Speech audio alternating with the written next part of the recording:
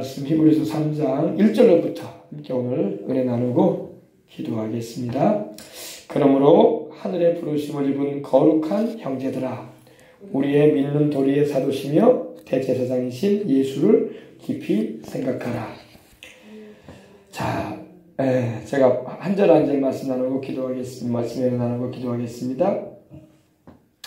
하늘의 부르심을 입었다 말씀을 하고 있습니다. 우리는 다 예수 그리스도 안에서 하나님의 부르심을 입은 줄 믿으시기 바랍니다. 하늘의 부르심, Heavenly Calling이라고 하죠. Heavenly Calling. 천국에서 우리를 부르신 거예요. 오늘도 교회에 오신 우리는 다 천국에서 하나님이 불러내셔가지고 교회를 이루게 하신 줄 믿습니다. 교회라는 의미는 에클레시아라고 하는데 그 의미는 불러내볼 입은 자들의 모임이다, 이런 의미를 가지고 있어요. 보통 우리가 교회를 말하면 건물인갑다. 아유, 저 교회는 벽돌을 잘 지었네. 십자가 종탑을 높이 올렸네. 아유, 사람들이 많이 들어갈 수 있는 공간이 되어 있네. 우리는 자꾸 건물을 교회로 말할 때가 있어요. 근데 성경적인 교회의 의미는 건물이 아니라 예수 그리스도 안에서 하나님이 세상에서 불러내신 자들의 모임인 것입니다. 그래서 에클레시아라고 해요. 에클레시아. 그래서 우리는 하나님께 부름을 받을 줄 믿습니다.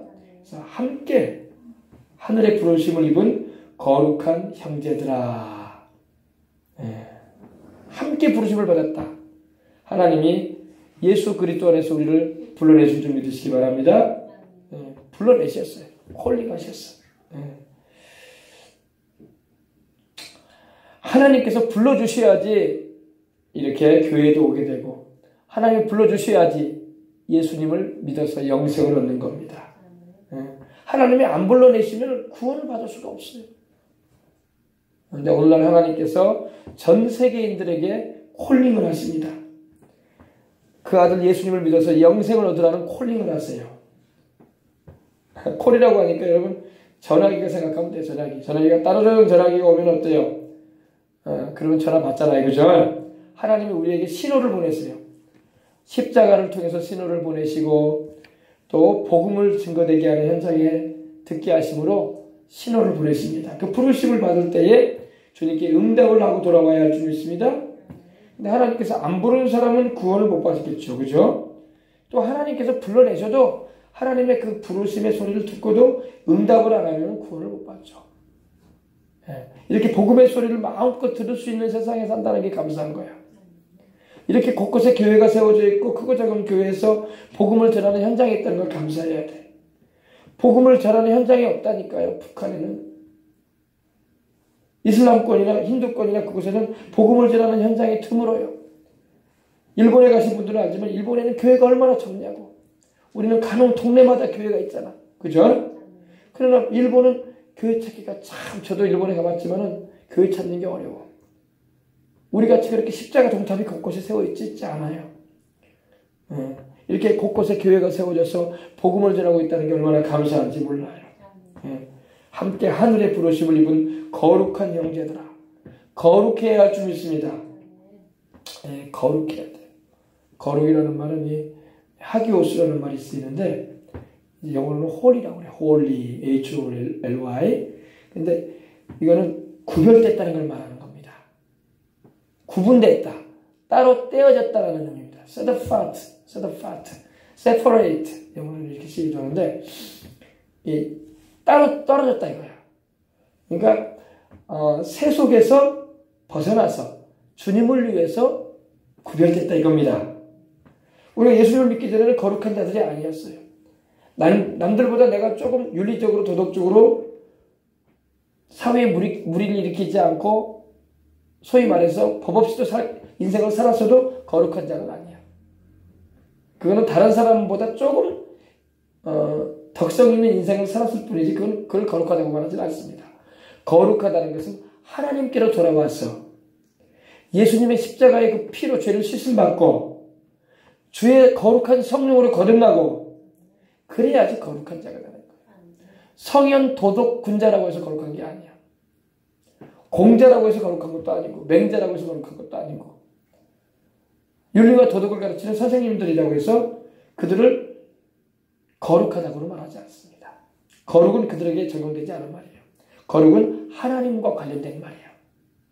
하나님하고 관련될 때에 거룩해지는 겁니다.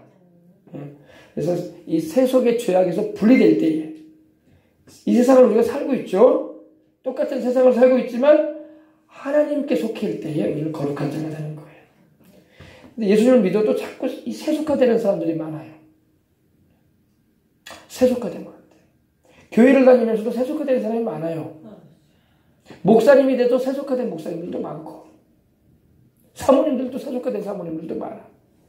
목사님과 사모님이 세속화될 정도라면 뭐 평신도 들은 말할 것도 없지. 세속화된 것 같아요. 변질됐다고 하는 거예요. 변질됐다. 변질되지 말고 거룩한 삶을 살아가시기 바랍니다. 다시 말해서 하나님을 위해서 구별될 수 있는 하나님의 것으로 속할 수 있는 그런 삶을 살아야 돼요. 예. 그러기 위해서 우리는 늘 주의 보혈의 능력을 통해서 죄에서 깨끗함을 받아야 되고 늘 성령 충만해서 거룩해야 할 줄 믿습니다. 오리가 거위 있죠. 거위 하얀 오리가 여러분 물 위를 둥둥둥둥 떠다녀요. 그죠? 저희 바닷가에 보면 청둥오리들이 와 있어요. 청둥오리들이 소호동 바닷가에 보면은 청둥오리들이 가는데 참 신기해. 아니 그리고 저기 순천에도 가보니까 그 공원에 청둥오리가 4마리가 있는데 4마리가 제가 가서 보니까 이 발재간을 하면서 가는데 잘 가요. V자를 그리면서 쫙 가는 거야. 근데 그들이 물에 잠기지가 않아. 분명히 물에 떠있는 물을 밟고 있는데 물에 들어가지 않아. 우리가 여러분 세상을 살고 있지만 세상에 잠겨버리면 안 돼요. 오리처럼 청둥오리처럼 우리가 세상 물가에서 살아요. 근데 물속에 잠겨버리면 안 돼. 이 세상의 죄악에 잠겨지면 안 돼. 세상은 우리가 천국 갈 때까지 살아야 할 곳입니다. 그러나 주를 위해서 구별된 삶을 살아야 할 줄 믿습니다. 이 세속이라는 게 뭐냐면 안 믿는 사람하고 똑같은 사고방식과 삶의 양식과 행실을 가지고 사는 게 세속이에요. 네. 세상이 말하는 지혜는 하나님이 말씀하는 거룩함하고는 벗어나 있습니다. 근데 보면은 그래요. 다 머리를 잘 써요, 사람들이. 머리를 잘 씁니다. 저는 오늘 그런 생각을 해봤어요. 목사나 사모님이 성도를 이용하면 안 된다. 성도를 이용하면 안 된다. 그건 하나님이 기뻐하시는 일이 아니에요. 저도 목사지만 성도를 이용하고 싶은 마음은 전혀 없습니다. 왜냐? 그건 하나님 기뻐하지 않는다. 왜? 그런 말을 들었어요. 교회가 성도들에게 짐을 자꾸 지운다. 그것이 과연 하나님의 뜻일까? 이런 생각을 해봤어요. 잘 들어보세요. 여기 우리 재영이도 있고 예언이도 있지만 잘 들어야 돼요. 목사님이 성도들에게 부담을 시킨다. 예를 들면 이제 뭐 그냥 들으시기 바랍니다. 재정에 많이 필요가 있어가지고 성도들에게 1,000,000원씩 도와주겠다 합시다. 그래서 교회에 뭐 어떤 일을 하기 위해서 마치 세상에서 분담시키듯이 분담을 시켜서 일한다고 합시다. 그러니까 성도가 은혜를 받아서 자원함으로 하나님께 드리는 게 아니라 일을 맡기는 거야. 그래서 뭐 그런 필요 부분을 충당해가지고 예를 들면 뭐 교회를 옮긴다 합시다. 그것이 기뻐하실 일일까 하나님이. 그건 세상적인 방법이거든요. 세상 사람들이나 그렇게 하는 거예요. 그렇게 해서 어쨌든 간에 뭐 교회를 세운다 합시다. 그리고 그 돈이 있기 때문에 그 정도는 우리 교회를 안 떠날 것이다. 이중적인 잠금장치는 모양이에요. 그러나 그거 하나님 기뻐하실 일이 아니란 말입니다. 왜냐? 그건 세상 방법이야. 그래서 사람을 묶어놓기도 하고 물질을 통해서 묶어놓고 하나님을 섬기는 게 아니라 교회에 매이게 만든다는 거. 그거는 제 생각에는 하나님 기뻐하지 않은 거야. 교회는 성도에게 짐을 지우면 안 돼요. 성도가 은혜를 받아서 하나님을 섬기겠다 하면은 하나님께 드리는 건 말할 수 없어. 그러나 교회가 세상 방법처럼 기업을 이고 가듯이 분담을 시켜가지고 짐을 지우는 것은 주님이 기뻐하시는 일은 아니다 싶어요. 할렐루야. 벌써 그런 생각이 들어왔다는 것은 세속적인 생각이 들어온 거야. 저는 그렇게 생각해요. 저와 다르게 생각하는 분도 있을 거야. 그러나 저는 목사로서 그거는 해야 할 도리가 아니다. 아멘.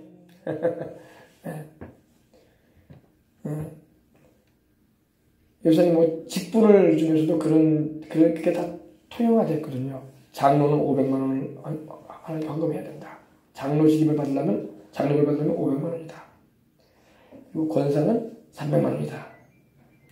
또 집사 안수를 받으려면 또 400만 원이다. 이런 건 하나님의 뜻이 하나님께서 기뻐하실 일이 아니라는 거예요. 근데 이게 지금 모든 교회에서 그렇게 지금 하고 있어요. 규모 있는 교회에서는 다 그렇게 해요. 큰 교회는 5천만 원을 요구합니다. 5천만 원. 단위가 커요. 우리 같이 큰 교회에서는 장로 장립 받으려면 5천을 준비하십시오. 그 정도도 헌신 안 하고 무슨 장로를 받으려고 합니까? 자, 돈 없으면 못 할 일이에요.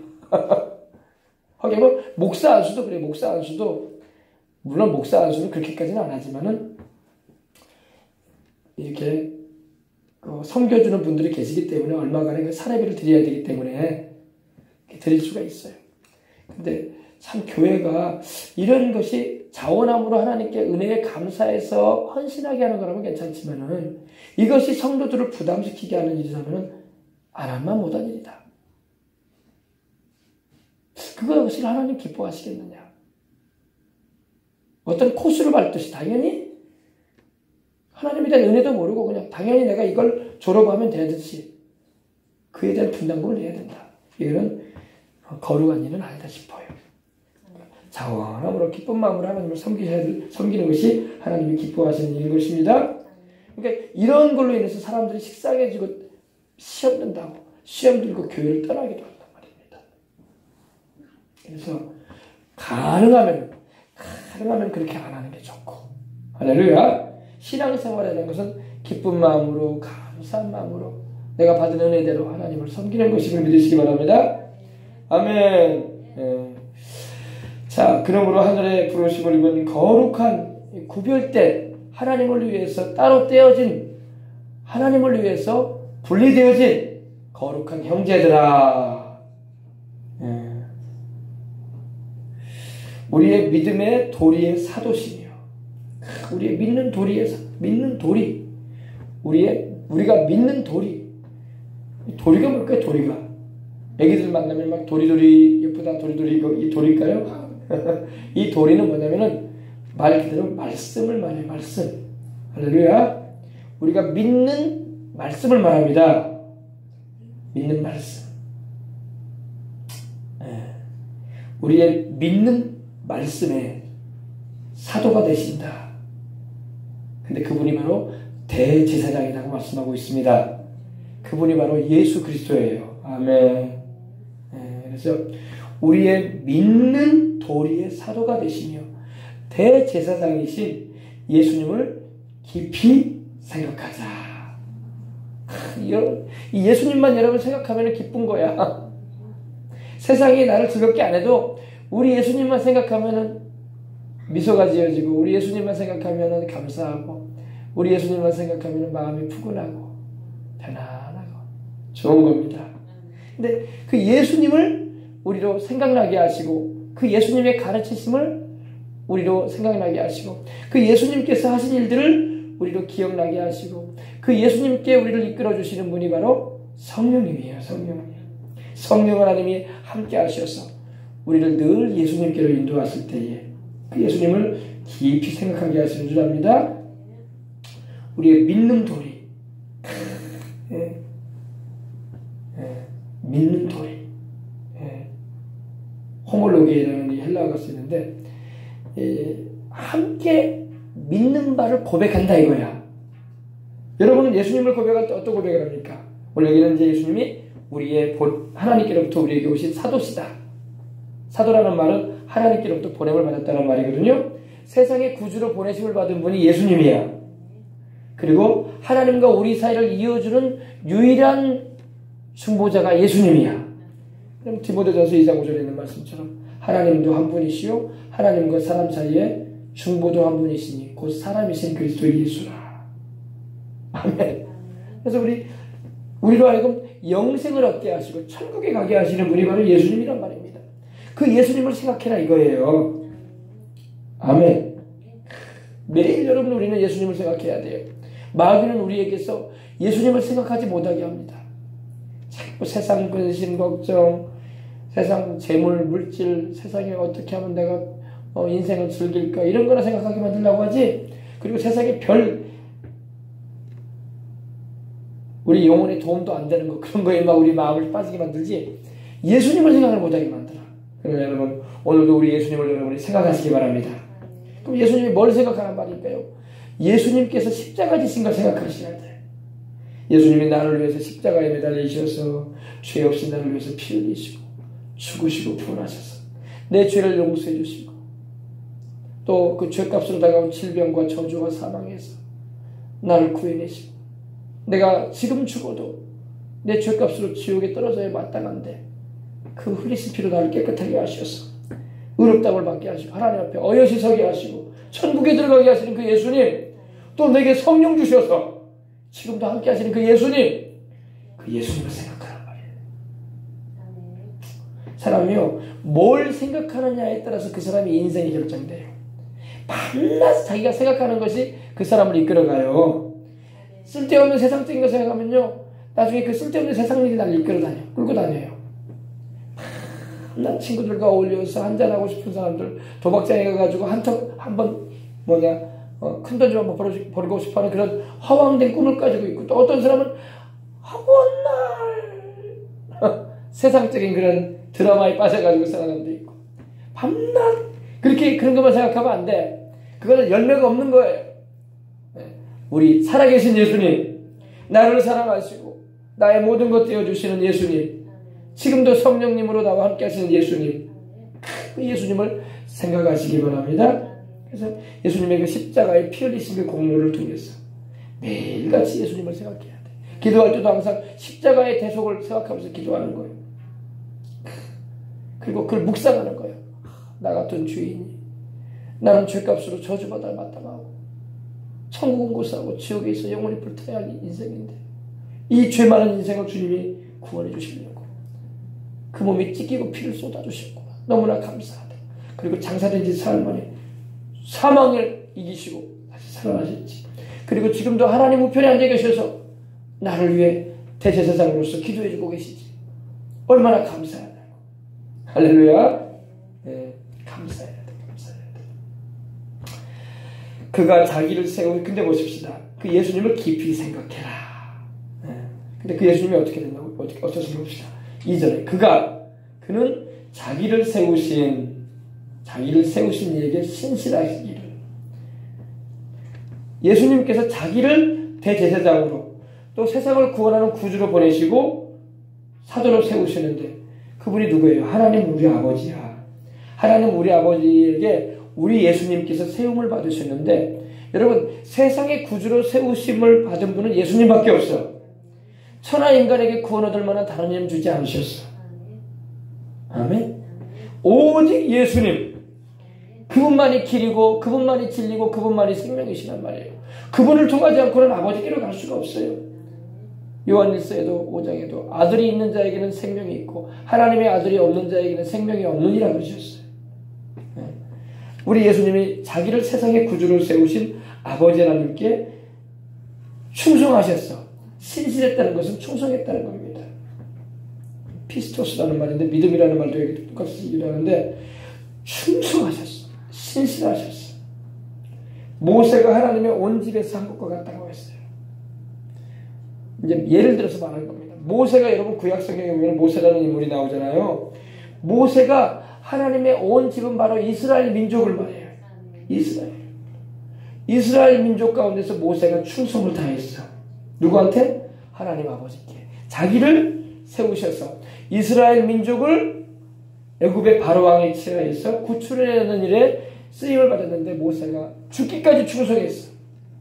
40년간을 쓰임 받았는데 느보산에서 운명하기까지 하나님이 그의 영혼을 천국으로 데려가시기까지 그가 충성했다는 걸 믿으시기 바랍니다.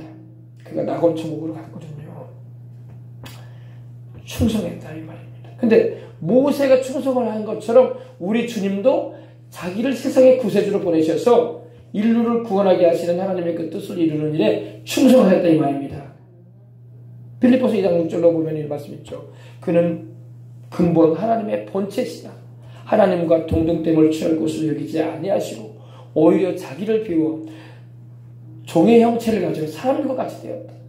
이게 우리 예수님의 성육신을 말하는 거예요. 다시 말해서 하나님의 아들이요 하나님이신 당신께서 사람의 몸을 입고 오셨다 이겁니다. 하나님 아버지와 동등하신 분이거든요. 이걸 잘 이해해야 돼요. 하나님 아버지와 그 아들 예수님은 동등하세요. 그래서 우리가 삼위일체 하나님을 믿잖아요. 그죠? 아버지 하나님보다 예수님 낮거나 모자라시거나 부족하지 않아요. 아버지 하나님과 똑같은 분이에요. 똑같은 분인데 달라. 구별은 내시오. 그래서 삼위일체 하나님은 성부, 성자, 성령 하나님이 꼭 같으셔. 영광도 같으시고 권능도 같으시고 권세와 능력도 같으시고 하나님으로서 다 성품을 가지고 계셔요. 하나님의 속성을 다 가지고 계셔요. 근데 우리 예수님께서 자신도 아버지 하나님과 똑같은 하나님이신데 우리 인생들을 구원하시고자 하나님의 그 영광과 존귀를 비우시고 세상에 오신 거예요. 그는 근본 하나님의 본태라는 것은 본질이 같다 이거예요. 하나님 아버지와 본질이 같으신 하나님이다. 본체시나 하나님 아버지와 동등됨을 취할 것을 여기지 않고 겸손해지셔서 자기를 비워 종의 형체를 가져. 종은 바로 우리 인간을 말하거든요. 사람의 모양을 입으셨다는 것입니다. 사람 되어 오셨어요. 그리고 죽기까지 복종하셨으니 아멘. 그 십자가에 죽으십니다. 우리 주님은 자기를 세우신 아버지 하나님께 충성하셨어. 그리고 그 얘가 모세가 하나님의 온 집에서 한 것과 같이 그랬다 이겁니다. 예. 자, 근데 보십시다.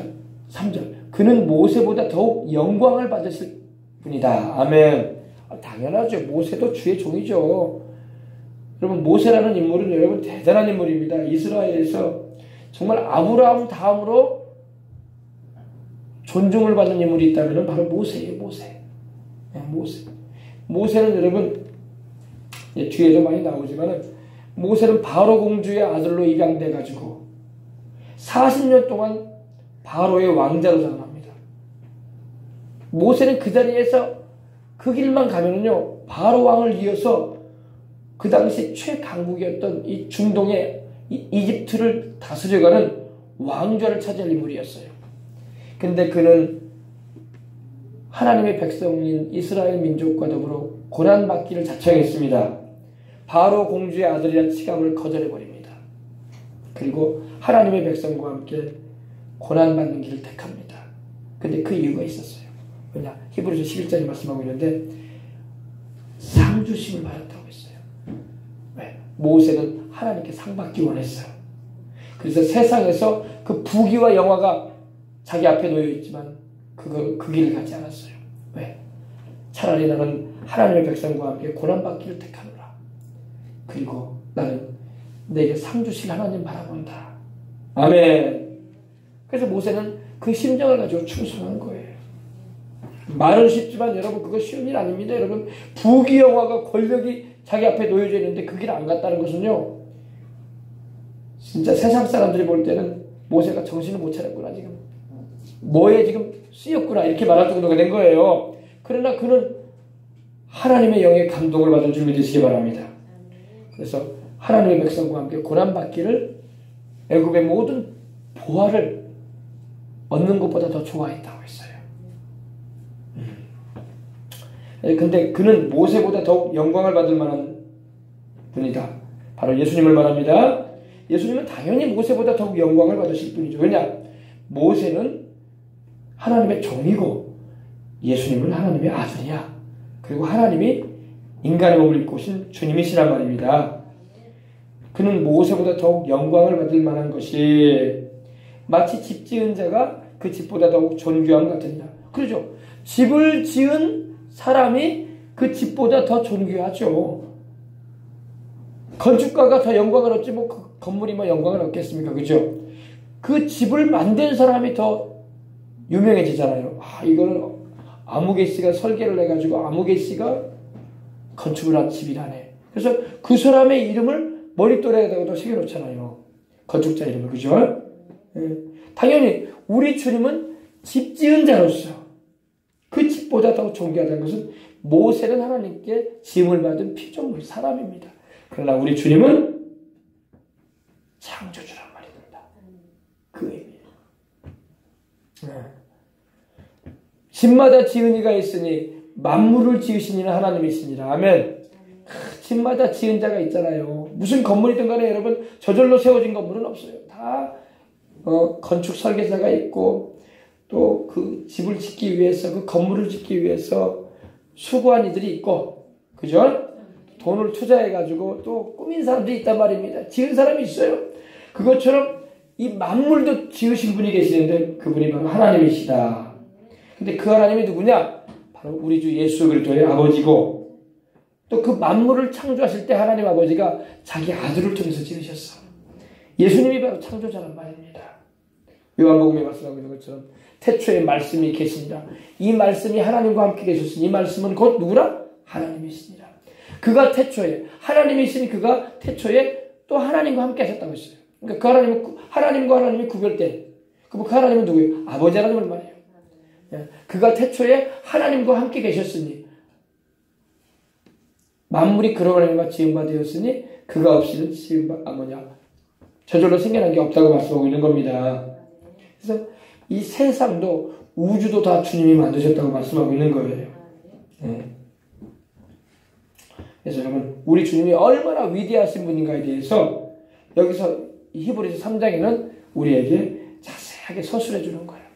지난주에는 제가 멜기세덱보다 더 위대한 분이 아브라함보다도 더 위대한 분이 계시는데 멜기세덱 제사장이 있다. 우리 주 예수 그리스도의 그림자적인 인물이죠.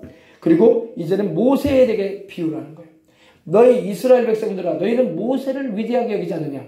그러나 모세보다 더 위대한 분이 계신다. 그분이 바로 하나님의 아들 예수 그리스도시다. 마땅히 너희가 따라야 할 것은 모세가 아니라 모세도 바로 예수님을 증언한 자에 불과하다. 그 예수님을 너희는 따르고 섬겨라. 이걸 가르쳐주는 거예요. 아멘. 네. 또한 모세는 장래에 말할 것을 증거하기 위하여 하나님의 온 집에서 사환으로 충성했다. 종으로 신실했다. 이렇게 기록되죠. 모세는 장래에 말할 것. 장래에 말할 것이 뭐냐면요. 모세도 오실 예수님의 그림자적인 인물이에요. 그림자가 있으면 실체가 있죠. 우리 사람이 지나다니면 그림자가 있잖아요. 대낮에. 근데 그림자가 있으면 반드시 실물도 있는 거야. 내 그림자가 있다는 것은 내가 있다는 거거든요. 모세는 마치 예수님의 그림자적인 인물이야. 모세가 예수님이라는 말이 아니라 예수님을 우리에게 증언해주고 오실 예수님에 대해서 예언해주고 또 오실 예수님께서 바로 구주가 되심을 모세도 증거한 사람 가운데 하나인 것입니다. 그러니까 유대인들한테는 예수님보다 모세가 높은 분인 줄 알아요. 유대인들은요. 그러나 우리는 예수님이 모세보다 월등히 위대하시고 높으신 분인데 마치 집 지은 자가 집보다 더 위대한 것 같다 이렇게 말할 수 있는 거예요. 모세도 예수님의 종이야. 왜? 모세를 세우신 분이 예수님이거든요. 왜냐면 예수님은 삼위일체 하나님 아닙니까? 당연히 모세를 부리시는 주인이시죠. 근데 이스라엘 백성들은 예수님을 지금 현재 유대인들이 예수님을 메시아로 믿지 않는 이들은 모세를 자꾸 위대하게 여겨요. 그러나 복음을 알게 되면 모세도 위대한 인물이지만 모세를 들어 쓰신 분이 바로 예수님이시구나. 아멘. 모세도 우리 주님을 섬기는 종이고 엘리야도 우리 주님을 섬기는 종이기 때문에 주님이 변화산상에 십자가 지시기 전에 높은 산에 오르셨을 때 모세와 엘리야가 나타나서 우리 주님께 섬겼던 것입니다. 그걸 알아야 돼. 하나님의 온 집에서, 하나님의 온 집은 이스라엘을 말합니다. 구약의 이스라엘 민족을 말하는데 거기서 일꾼, 종으로 주인을 섬기며 주인의 집을 맡아서 관리하는 일꾼으로 모세는 충성했다는 것입니다. 우리도 이 세상을 살면서 여러분 충성해야 돼. 하나님께. 아멘. 정말로 우리 하나님께 충성하면서 살아야 돼. 충성하는 자에겐 주님이 상 주시겠다고 하셨습니다. 직분을 맡은 자들아 너희는 충성이 너희의 임무다고 그러셨어요. 내게 주어진 일이 무엇인가에 충성스럽게 순수한 뜻을 가지고 주님을 따라가야 할 줄 믿습니다. 그러면 돼요. 저는 아까 그 얘기를 들으면서 8억 2천이라는 어마어마한 돈인데 그 작은 돈이 아니거든요. 요사이는 하도 억억이 많이 나오니까 몇 억이 큰 돈도 아니다 생각하는데 아니 큰 돈이에요. 8억 2천이라는 은행에 융자를 받아서 이렇게 이전하신다는 말을 듣고 속으로 그랬어요. 저 돈을 충당하려면 이자가 300씩 나가야 할 텐데 한 달에. 왜냐면 담보 잡히고도 4.5%만 해도 300이에요. 딱 쳐보니까. 한 달에 이자만 300 나가야 돼. 물론 성도가 수백 명 되고 그러면은 충분히 충당되겠지만은 제가 헌금한 보니까 그렇게 많지 않던데. 그러면 성도들한테 얼마나 많은 부담을 많이 시킬 텐데. 자기들이 11조를 드리고 헌금을 한다고 해도 그 보통 일이 아닐 것이다. 교회가 300이 이자만 내는 게 아니라 운영도 해야 될 거 아니야. 사례비도 받아서 생활도 해야 될 거 아니야. 그러면 기본적으로 나가는 게 최소한 600은 나가야 할 텐데. 운영비가 이자 포함해서. 이게 쉬운 일이 아니다. 이런 생각을 해봤는데, 물론 나름대로의 은혜가 있고 재능이 있으니까 하신다고 하지만 부담은 많이 되겠다 싶더라고요. 4.5% 이자가 요즘 이자거든요. 제가 알아보니까요. 지금 또 이율이 또 오르고 있는 상황이기 때문에. 그럼 300이란 말입니다. 8억이면. 7억이면 한 270, 250 정도 되고. 작은 돈이 아니에요. 그죠? 나는 그걸 짊어지고 감당해 나가는 거는 잘하는 거예요. 잘하는 건데, 그것이 혹여라도 하나님의 성도들에게, 그 교회를 다니는 이들에게 힘이 되어지면 안 될 텐데, 그런 생각을 해보았습니다. 그건 내가 할 일은 아니니까 내가 관여할 건 아닌데, 제 생각이 그런 생각이 들어요. 그러니까. 할렐루야! 가장 이 성도들이 무거운 짐이 그런 부분이거든요. 그래서 그런 짐을 지우면 안 돼.